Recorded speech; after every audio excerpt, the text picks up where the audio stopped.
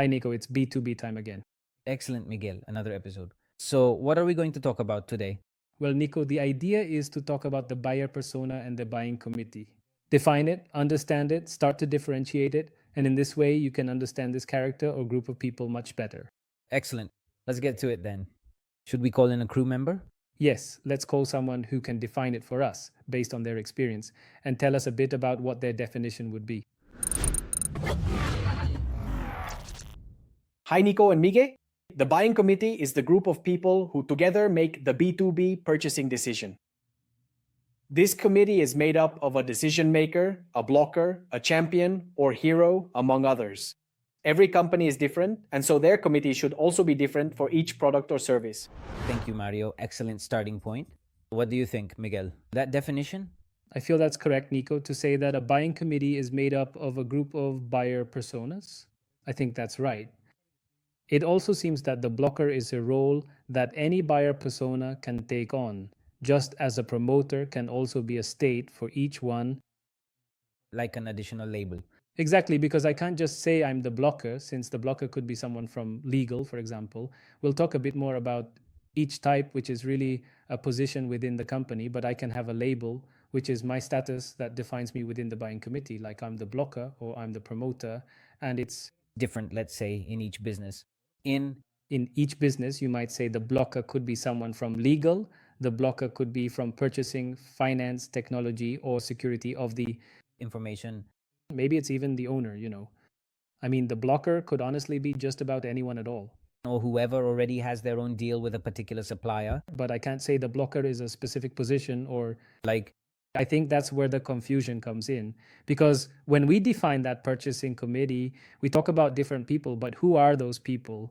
These are roles within a company that are defined by a label, but that label is something you sort of create as you start negotiating with that client. So you have the first meeting, and that's when each person's objections start coming up. They say, I don't agree with this, or I don't like that, or this company, for example, doesn't comply with security protocols, so I don't feel identified with it, or I don't think it's the right company. So there's a blocker. So I would say it's not like a static structure, but rather something dynamic depending on each business. That's what I can sum up, and that it's a label within a role on a purchasing committee. I would add to that, and building on what you mentioned, it's important to recognize that not all members of a purchasing committee have the same level of power and influence. I think the most important individual to identify is the ultimate decision maker. But well, before we keep unraveling this, let's define things properly and then we'll tackle all the different angles. Sounds perfect. I think that's great. All right, Miguel, for this section, the main course. Now let's define what a buyer persona is for Miguel Betanco. In my opinion, it's a kind of fictional archetype, but it's one that is very carefully created and developed by using a significant amount of real information that has been gathered directly from the business's own clients. For example, let's just say, for the sake of argument, that I own a business, and let's be more specific and say it's an advertising agency, and I make the decision to start systematically interviewing each one of my individual clients in order to identify and understand certain common behaviors or patterns they might exhibit. Patterns of this person, for example, the decision maker. So, where did this person study? What is their education level? What are their goals? What are their challenges? What are their pain points? Which channels do they use to communicate? What behaviors do they have? In other words, it's a series of information I need to gather, and based on this information, create this archetype of this person. I totally agree, Miguel, and I'd like to tell you a bit about what the DEP buyer persona is like, because we're talking about the B2B buyer persona. And I've also heard many people say that the buyer persona doesn't work because basically it only talks about how old you are, whether you have kids, and in the end, that's not really relevant. Do you know why they might say that? Because the buyer persona is, let's say, brought from B2C to B2B. So people say, no, there's no buyer persona here. What we have is a buying committee. But we've already defined that the buying committee is made up of many buyer personas. So it's not that it disappears, it's that it becomes not just one, but a group of people. That's why some might think, no, not anymore. But actually, yes, it still applies. It makes a lot of sense, although I wanted to mention it's like they add PI for B2B, and I think there are three important things. First, for me, the most relevant are the pain points of the buyer persona. That's what I'm always going to look for. what are their pain points. Because for me, the pain that this buyer persona has and that we discover through this research, that's what it's like we say, poking right at the sore spot, that pain point.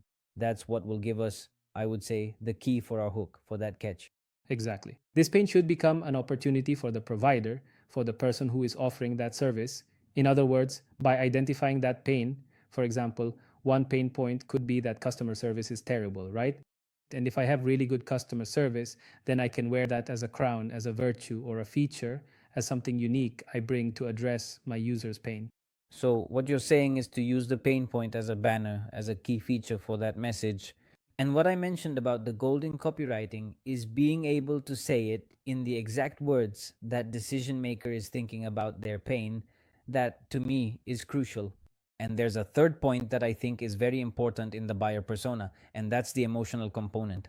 It's about understanding that this person, this decision maker, this influencer wants to achieve their project of the year. Maybe this marketing director wants to become vice president of marketing next year, or wants to improve the lives of their agents like a customer service director.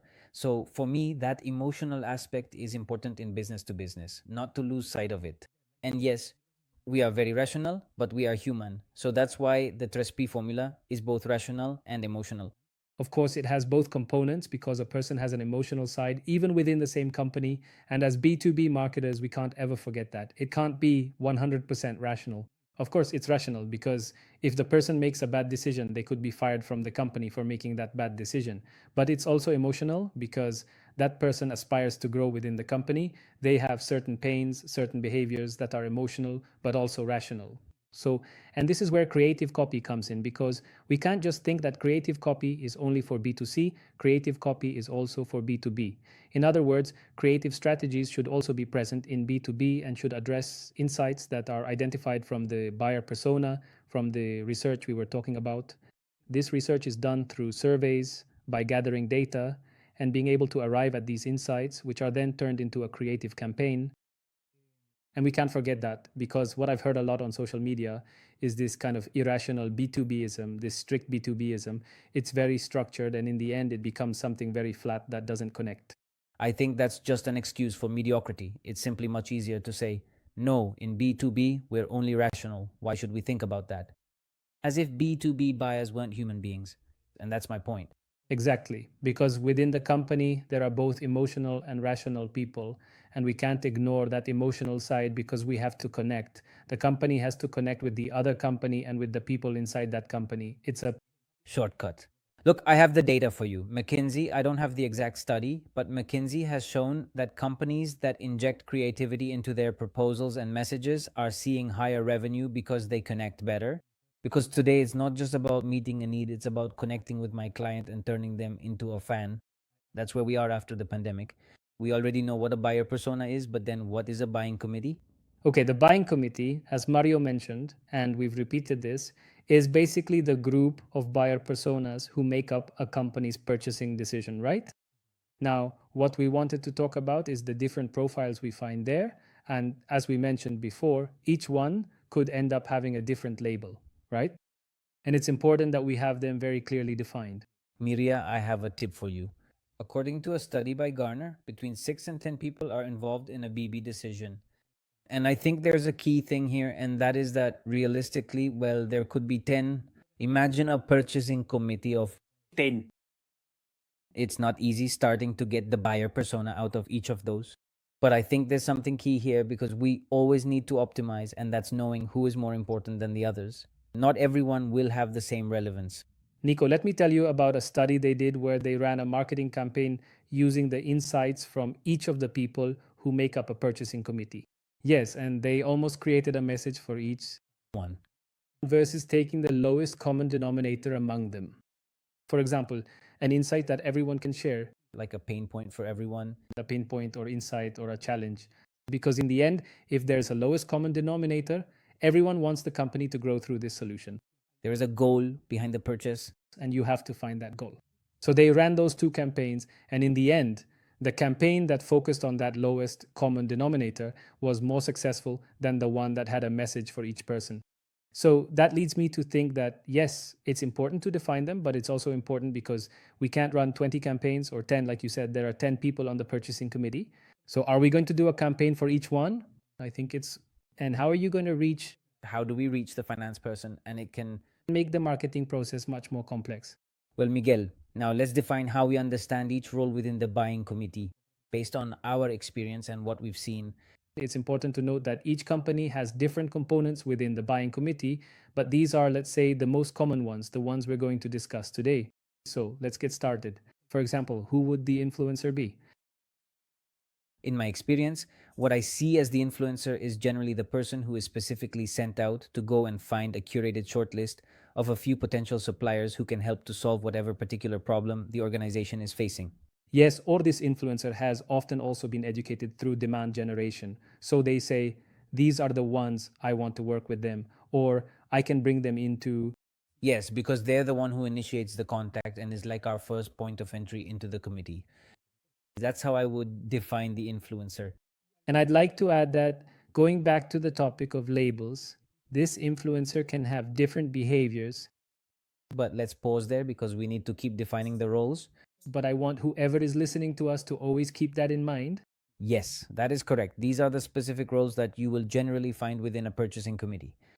And they can have different behaviors. But we'll talk about behaviors later. Right now, let's focus on the role, meaning their level of authority or what they do in this purchasing process. So, what would be the next role, Miguel? The next one would be the decision maker. Correct. So, how do I define the decision maker in this context? This is the person who has the authority to choose one of the suppliers brought in by the influencer and also has control over the checkbook within a set budget. I think it's fair to say that everyone has some decision making power within their own specific area of authority. However, I do believe this particular decision maker has the highest percentage of choice. To put it another way, let's say their voice ultimately carries significantly more weight than the others. And another thing I've noticed is that usually, or at least in software as a service, this decision maker is typically the influencer's boss. And If this decision maker has been influenced by our demand generation, this decision maker can say, hey, I like this one, get me two more. Or I like these two, get another one for the bidding or the RFP. if there's something we'll see throughout the entire cycle of these roles, it's that we have a competitive advantage when we've done demand generation because we're top of mind for each of them with greater awareness, let's say within. In an ideal world. And what would be the next role? In my opinion, those are the two most important ones for me. They're important, but there are other people, for example, the financial officer. The financial officer is the one who has set a budget cap and said we have a maximum of $10,000, and if there's one for 12,000, even if everyone is in love with it, but he says the maximum is 10,000. Right? And another thing is the question that marketers are afraid of. What is the return on investment for that purchase? Nico, there's another one, which is the user manager or operations. Yes. And that, well, I think these profiles we're talking about with Migu, given our experience with these giant multinational companies, where usually the decision maker is not the person who has to use the tool, is not the one who has to use that service to achieve the objectives, but rather someone else. For example, in a contact center operation, this user manager that Migu mentions would be the head of that contact operation. And who would the decision maker be? For example, I've seen cases where it's the director of customer experience who manages the contact center, social media, I don't know, well, all the channels. Yes, the user manager is the one who's closest to the solution, but often isn't the one actually using it. However, they're the one who, through that tool, will go and present their results. They must. Achieve certain things, deliver results. That's why they're the one who feels the impact the most if the solution is really going to solve their problem. And here we see many examples. For instance, when everyone at the table has decided on a software and he says, but that's really outdated, or this isn't going to help my operation. And he says, but everyone else is convinced, maybe because the salesperson was really good or because finance said it's a good price. But he says, no, this is a dinosaur of a platform and I have Ent. And maybe he takes it to his super company, but the rest of the table isn't convinced. What does the manager care about? Things like usability, ease of training. Because, for example, going back to the contact center example, the team of this contact center director will be made up entirely of service agents who need to be easy to train on this. And those are things that maybe other people on the purchasing committee aren't taking into account. That's why the structure of each purchase is different, because every company handles this differently. And every service is different. For example, Nico, let's talk about the compliance officer who's focused on the company's security and ensuring that all the company's regulations are being followed. This person is responsible for making sure that the software, service, or product being acquired for the company aligns with all these regulations the company has. But we talked at the beginning about how each of these roles can have a label, and I want to be cynical here. Each one of them can have a label. For me, there are two labels. Either I'm a promoter of the vendor or I'm a blocker. Yes, I have those two labels. Or Neutral? there could be someone neutral who honestly doesn't care much either way, like they feel it's fine, and maybe those are the ones who speak the least.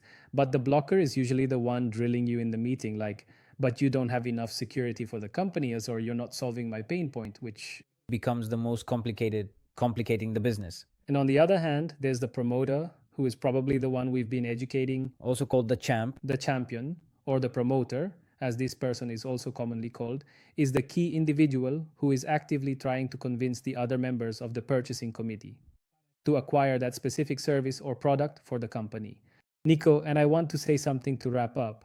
Look, many times this promoter we're talking about might be your only contact within the company, and their mission is to convince the rest of the purchasing committee. Many times we connect, or rather, the meeting is with one or two people, not all 10, it's with one or two. And the promoter's job is to go to the purchasing committee and convince them. But it's also important to understand the needs of the purchasing committee, because the promoter needs to have the tools to persuade them. That's why our business proposal should address the full range of possible objections, so that it's easy for this promoter to convince the purchasing committee that we are the perfect solution. You couldn't have said it better, Miguel. That's why we're talking about this based on the strategy. Why is it important to know the buyer persona and the buyer and the buying committee? Because we need to develop certain assets that address specific objections from these identified profiles. Very well. All right, let's move on to the myths then. Nico, true or false? Are the ICP and the buyer persona the same thing?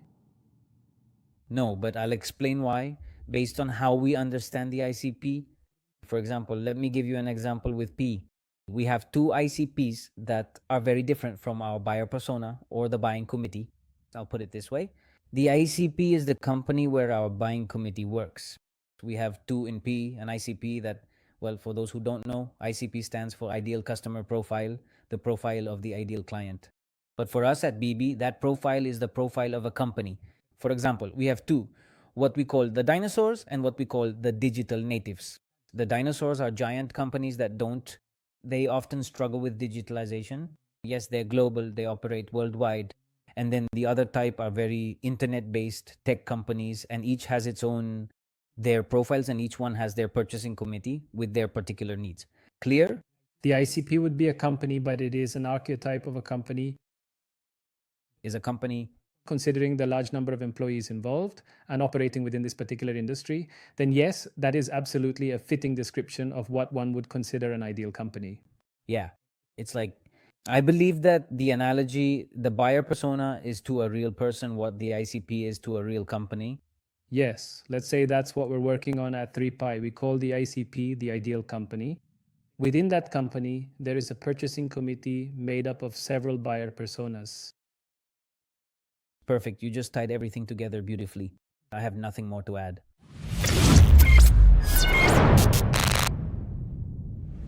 All right, Mige. BB time section. Let's go with the first question. 30 seconds. How do you create effective buyer personas? Well, I think we always start with research. In this case, by conducting surveys with our current clients, understanding which channels they use, what behaviors they have online, what information they consume, and let's say their emotional side, what challenges they face, what goals they have. Well, understanding all of this. What stage of life they're in? And I'll add interviews with sales as well. I think sales always has great insights for building those archetypes you mentioned. Perfect. 31 seconds. All right, Miguel. Second question. How do we identify the key members of the buying committee? 30 seconds. Okay. To identify them, I think by talking to sales. Sales has all that information. I mean, when you talk to a salesperson, they'll tell you, look, here it's important to convince the legal department. Here, it's important to convince the decision maker who has these needs. The group usually looks like this. Our promoter is so and so. In other words, sales has it super clear. And that's where you start to identify the buying committee. In fact, what I've noticed with our clients is that we have different meetings with sales, like enterprise sales, mid market sales, medium business sales, and each one has its own particularities, objectives, and quotas. So, you see, our segmentation keeps splitting up even more, but I think that just because it's more work doesn't mean we shouldn't do it. Of course, Nico, and what you just mentioned is that the buying committee in a company can actually be several different buying committees. You're talking about an enterprise, a mid sized, and a small client. And we've come across companies where there are salespeople who target the enterprise segment, that is, those with many employees, others who focus on the mid market, meaning medium sized companies, and others on small businesses. In that case, the buying committees will automatically change depending on each one. The weight of each. Exactly. That's why it's so important in the project or campaign brief to understand which buying committee audience we're going to target and which salesperson we're going to assign these clients, these leads to. Exactly. And well, that could be a way to segment campaigns or not. That's up to you to decide. Well, today we have certainly covered a lot of important information. To summarize the key point of this chapter, I would say that a buying committee is generally made up of a number of different buyer personas.